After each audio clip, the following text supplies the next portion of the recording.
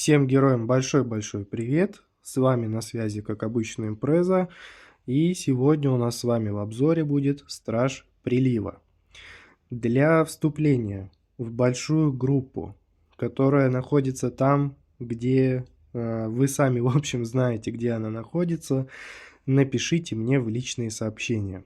Там вы найдете эксклюзивную информацию, эксклюзивный контент, полезные таблицы, настройки и так далее. То есть много-много всего можно будет найти там тир-листы, большая теплая дружеская атмосфера, живые игроки и так далее. Ищите все ссылки в описании или в комментариях под этим видео. Итак, Страж Прилива. Что могу про него сказать? Ну, во-первых, прямо-таки очень сильно он мне понравился, этот герой. Не ожидал я вообще от него каких-то фантастических результатов. Но не все так сладко и гладко, как может показаться на первый момент, на первый взгляд. Ну, естественно, есть нюансы, которые стоит по нему подсветить, рассказать. Обо всем постараюсь по порядку изложить. И давайте по традиции начнем здесь. С левой стороны мы с вами видим, что у нас тут есть вот такой параметр, который увеличивает у нас урон по замедленным врагам. Что это значит? Это значит, что в целом у нас герой ориентирован на замедление. То есть все, что связано с замедлением, все будет ему на пользу. Но есть нюансы. Давайте смотреть, что у нас здесь. Здесь область эффектов, длительность и добавляется сила отталкивания. Уже хорошо. Все герои получают прибавку в виде получения опыта. Для нас это с вами полезно, это перспективное, редкое глобальное усиление. Открывать, естественно, нужно. 70 уровень распространенная глобалка, 12,5 урон прибавляет. И на 90 уровне у нас все герои, которые разделяют фракцию у нас вот эти вот деревянные, природные, там их кто как называет, получают урон по замедленным врагам. Ну, вроде бы хорошо, вроде бы полезно, вроде бы неплохо, но из этой фракции мы с вами играем. Там в основном это в боссе у нас используется друид, которого, к сожалению, у меня пока что еще нет. И друид, он используется в боссе. Босс у нас не замедляется, и, соответственно, вот эта глобалка, она просто проходит мимо. Ну, вроде бы и хорошо, и мощность прибавляется, циферки на нем растут от этого, но толку от этого нет. Учитывайте вот этот момент. Но в любом случае мы же с вами не упустим вот это вот глобальное усиление на 120 уровне. И легче будет нам вообще, в принципе, в большинстве режимов, скажем так. То есть у нас с вами ХП будет восстанавливаться чуточку быстрее, регенерация будет работать нам на руку. На 140 уровне у нас с вами увеличится на 20% скорость снарядов. По герою что можно сказать? Он защитный, он не дает к себе подойти, он замедляет всех вокруг, он пытается оттолкнуть всех от себя. Я его пробовал, тестировал, смотрел, изучал. И в целом он мне понравился. Я бы его отнес, если не в категорию «отлично», то точно в категорию «хорошо» он бы вошел. Несмотря на то, что большинство из вас в тир-листах голосуют за него как за среднячка. Я с вами соглашусь, не буду спорить, это действительно так и есть, но лично от меня мое мнение таково, что я бы его поставил чуть-чуть повыше. В хард-арене он себя достаточно неплохо проявляет. Палка его дамажит, будь здоров. То есть там очень много урона у него появляется. Он всю карту практически чистит без каких-либо проблем. И вполне неплохо с этой задачей он справляется.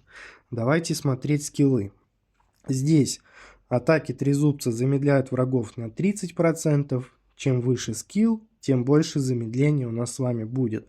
То есть, если мы с вами идем в такой режим, как кошмар, неким проходить, открыли Стражи Прилива, ну, сошли звезды, получилось так. Пожалуйста, пробуйте, он без проблем должен этот режим проходить, в теории. Далее, здесь, при каждой 13-й атаке волны отбрасывают врагов назад и наносят урон. Если будем прокачивать, то отбрасывание у нас с вами будет происходить чаще. То есть здесь у нас тоже идет вот все на то, чтобы не дать подойти к нам, к нашему герою. И ульта. Враги. Заполняется у нас ульта тем, что мы с вами убиваем врагов, заливаем большую площадь, замедляя врагов внутри на 75%. То есть у нас опять здесь фигурирует замедление. И этот показатель мы с вами его не повысим, но можем повысить показатель урона и наносить 400% урона от оружия в секунду. Увеличиваем скорость передвижения на 30%. Ну, понятное дело, что в большинстве режимов это, может быть, и не будет нам актуально, потому что где-то мы там стоим, где-то мы от кого-то прячемся и так далее. Вот. Но в целом можно поиграть, то есть никаких проблем нет. Я не могу сказать, что он плохой. Он неплохой. Он чем-то он мне напоминает чернокнижника, да. То есть чернокнижник у нас неплохо дамажит и справляется там с большинством режимов. Ну, не с большинством, конечно, но есть там ряд режимов, которые прям вот его стихия, он там спокойно и прекрасно себя чувствует. Также и Страж Прилива, то есть некая альтернатива. Если чернокнижника нет, то неплохой вариант в нем можно разглядеть и увидеть. Далее. Давайте перейдем с вами вот сюда, в Трезубец. У меня кузница была уже открыта, поэтому обзор у нас с вами будет сразу с Эва. И давайте смотреть, что у нас здесь. Либо мы с вами сокращаем перезарядку на 2,5%, либо добавляем 10% к области эффектов.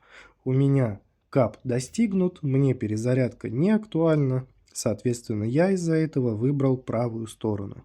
Здесь либо добавляем снаряд, либо увеличиваем урон. Я решил приоритет отдать именно урону.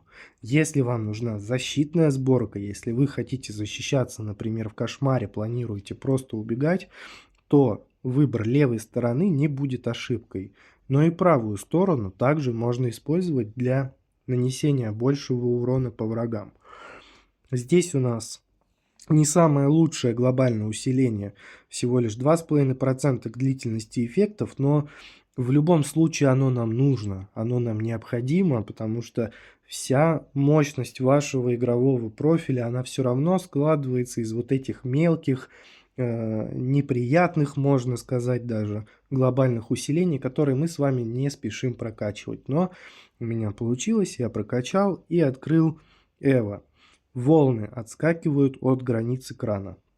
В целом, когда мы с вами все это будем наблюдать, мы сейчас с вами по традиции пойдем в подземелье, все это мы с вами увидим, и эффекты вот эти, они на самом деле завораживающие.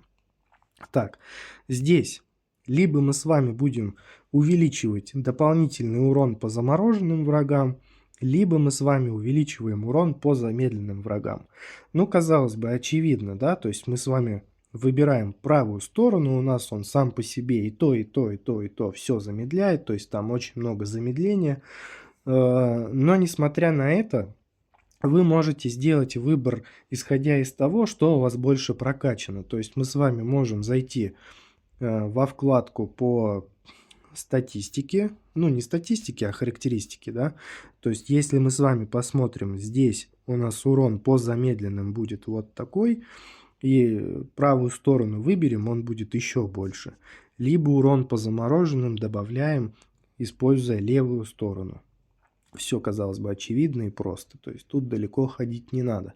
И можно было бы потестировать разницу в подземелье, там, дождаться, качнуть Эва до 5 звезды, но эта разница, она будет касательно только моего профиля, потому что у вас вот эти показатели, они будут чуть-чуть отличаться, они будут другие. Может быть, у вас наоборот урон по замороженным врагам будет выше, и вам будет выгоднее поставить именно левую сторону и брать все то, что будет замораживать, то есть там рогатка, ледяной посох и так далее. Ну и естественно, исходя из этого всего, из того, что мы с вами узнали, Какой вывод можно сделать? А вывод у нас простой. На боссе использование Стражи Прилива точно не будет эффективным вариантом, потому что босс у нас не замедляется, и, соответственно, там вот это все, оно просто не будет работать, и герой по факту будет у нас неполноценно раскрыт, скажем так, потому что это не работает на боссе, и, соответственно, все это применить нет возможности. Тут все как бы легко и очевидно. Можно пробовать его в PvP. Если альтернативы нет, долго еще раскачиваться, там орк, например, не открыт и так далее, то можно попробовать, почему бы и нет. Неплохой вариант. Дальше. В Кошмаре. Я думаю, что он подойдет. Главы обычные, сложные, тоже должен без проблем каких-либо закрыть, потому что он будет справляться с этой задачей, с выживаемостью. То есть нам нужно простоять до конца, выжить время, пережить волны мобов, и, соответственно, у него должно будет все это дело получиться. Про войны фракций я молчу, ничего говорить не буду, потому что их нужно проходить за каждого героя, которого нужно прокачивать в звездах и так далее. Ну, естественно, там можно в приключения поиграться, попробовать, побаловаться, и в целом все у вас будет получаться без каких-либо проблем. В хард-арене он мне прям очень сильно понравился. То есть я пробовал, проходил там сложные вот эти вот последние главы. И обычно я это все делаю за астрального мага. А тут я его открыл и решил и Эво потестировать. И просто вообще посмотреть, как он себя ведет. Мне понравилось прям очень сильно. То есть я там смотрел, прям, ну, восхищался. Просто вот эти волны бегают туда-сюда. Он прям повелитель воды, атлант, ну, не знаю, как его еще назвать. Так, давайте с вами перейдем в подземелье. Обзор на графа тоже скоро выйдет. Надо его чуть-чуть там осталось докачать. Подземелье у нас с вами вот здесь. 301 уровень. Погнали. Используем факел, посмотрим. Надо видимость включить. Сейчас обязательно будем в первую очередь выкачивать палочку. Основную палку героя. Так, что здесь? Здесь нажмем обновить. Ну, давайте здесь тоже нажмем обновить. Вот он, трезубец. Плюс 50% к области эффекта и добавляется урон. Перезарядку. Ну, хорошо, давайте все. Вот книжки, палка, все. Вот это все берем. Все остальное стараемся не брать. Итак, вот у нас волны идут. Он такой вот некий, как вот, ну, как Моисей, можно сказать, да. Он старается вот эти волны, у него там они отходят. Сейчас мы до Эва дойдем, там вообще прям полный фарш у нас начнется. Видите, как удачно трезубец нам выпадает, и все. Осталось только книгу длительности взять. Да, кстати, почему еще он хорош на арене? Потому что у него Эва идет от книги длительности. Так, обновляем.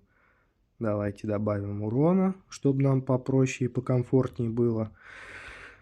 Так, здесь вот она, книга длительности. Видите, как быстро повезло, прям собрали. И вот у нас коралловый трезубец. Волны сейчас у нас с вами будут отскакивать от границ экрана. Так, книжки, вот это все мы не берем, это мы сейчас все пропустим. Так, ну и давайте, ладно, возьмем посох, будем еще и поджигать. Вот они, волнушки пошли, видите, они и так, и сяк, и все. И вот прям вся карта чистится и без каких-либо проблем. То есть вот они идут, идут, идут, идут. Все, больше ничего не надо. Так, здесь давайте возьмем урон, прибавим. Так, здесь давайте обновим. И давайте длительности еще возьмем. Прибавим еще, пусть еще больше будет. То есть мы с вами смотрим, они у нас все замедляются, все нерасторопно к нам подходят. Все это у нас работает, и нам от этого становится прекрасно и легко. Ну, в целом, вот приятно на все это смотреть. То есть нету какого-то прям вот хаоса, там, неразберихи. То есть тут все как бы очевидно, легко и просто. Сейчас перезарядки вот еще прибавим и урона. То есть тут у нас вообще сейчас все будет красиво. И вот он стоит спокойно, все делает свои дела, там, не напрягаясь, он крутится сам, там, поворачивается, все делает. И что нам еще, казалось бы, надо? Сейчас еще вот перезарядки прибавим, чтобы еще все быстрее у нас происходило. Так, уже тут начинают до него потихонечку доставать. Сейчас мы еще вот какую книгу я хочу взять. Не выпадает она. Так, здесь давайте возьмем вот это. Пусть оно у нас будет. Области давайте прибавим. Так, все у нас, видите, как покучнее становится, покучнее, покучнее. Тут и фиолетовые, и такие, и разные всякие. И все вообще нам здесь выпадает. Так, для увеличения урона можно взять, да без разницы, давайте вот это возьмем. Пусть у нас еще эффекты складываются, чтобы был повышенный урон. Обновим. Никак мне книжка не выпадет. Давайте вот эту штуковину возьмем, чтобы нам не так сильно это все мешало. Вот тут элитка уже пошла. Область прибавляем. Ну вот жалко. Жалко, конечно, что так получилось. Хотел еще книгу скорости взять, чтобы все это побыстрее у нас туда-сюда вот так гоняло. Так, обновим. Давайте опыт возьмем. Ну, я думаю, что тут излишне какие-либо комментарии. Тут смотрю, вот элитки уже пошли. По-моему, до 300 уровня не было такого. Я в подземелье стараюсь не ходить, стараюсь держать, чтобы можно было всех прогонять через этот режим на плюс-минус там равных условиях. Там. Ну, понятное дело, что все это повышается, сложность равномерно все это увеличивается, но куда деваться. Ульта, кстати, неплохая, тоже у него массовая такая, то есть в целом все работает прекрасно, все работает как надо. И вот эти 13 секунд мы сейчас с вами до конца уже достоим. Без каких-либо проблем. Вот они опять бегут. Надо убегать. Надо убегать, надо уворачиваться. Так, здесь все. Здесь уже обновлять нам нечего. Все, давайте вот так сделаем. Прибавим еще. Еще. Тут уже 2 секунды осталось. И вот 100 пудов сейчас палка героя должна быть на первом месте. Вот прям вот железно должна быть, потому что урона у него более чем предостаточно, он всю карту закрывает, но должно быть так. Я надеюсь, питомец не перебьет.